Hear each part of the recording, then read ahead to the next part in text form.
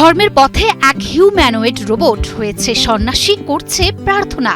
দক্ষিণ কোরিয়ার রাজধানী সিউলের একটি মন্দিরে একটি হিউম্যানয়েড রোবটকে আনুষ্ঠানিকভাবে বৌদ্ধ ভিক্ষু হিসেবে দীক্ষা দেওয়া হয়েছে।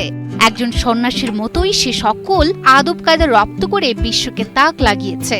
আর এটি দক্ষিণ কোরিয়ার প্রথম রোবট ভিক্ষু। দক্ষিণ কোরিয়ার রাজধানী সিউলে দেখা গেল এক অভাবনীয় দৃশ্য। গত 6 মে বুধবার সিউলের যোগ্য মন্দিরে আয়োজিত হয় এক বিশেষ অনুষ্ঠান। সেখানে সবার নজর ছিল 130 সেন্টিমিটার লম্বা এক বিশেষ অতিথির দিকে। সে কোনো রক্তমাংসের মানুষ নয়, বরং দক্ষিণ কোরিয়ার প্রথম হিউম্যানয়েড রোবট সন্ন্যাসী। তার নাম গাবি।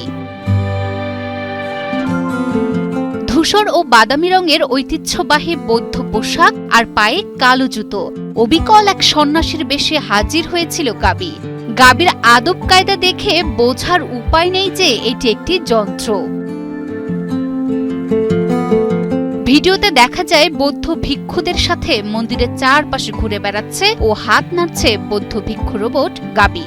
তাছাড়াও রক্ত মাংসের বৌদ্ধ ধর্মগুরুদের সামনে অত্যন্ত বিনয়ের সাথে মাথা নত করে দাঁড়িয়ে আছে 4.3 ফুট লম্বা এই রোবটটি। এরপরই একজন প্রবীণ সন্ন্যাসী পরম মমতায় গাভীর গলায় পরিয়ে দিলেন পবিত্র জপমালা। তারপর হাত জোর করে প্রার্থনা এবং নিজের জীবন উৎসর্গ করার প্রতিশ্রুতিও দেয় সে। যান্ত্রিক স্বরে গাভী বলে ওঠে তার শপথ বাক্য, হ্যাঁ, আমি নিজেকে উৎসর্গ করব। বৌদ্ধ ধর্মের নিয়ম মেনে আর্তমানবতার সেবায় নিজেকে সঁপে দেওয়ার এই অঙ্গীকার সবাইকে তাক লাগিয়ে দিয়েছে। দীক্ষা গ্রহণের সময় গাভী ঠিক একজন মানুষের মতোই বৌদ্ধ ধর্মগুরুদের সামনে মাথা নত করে শ্রদ্ধা জানায়।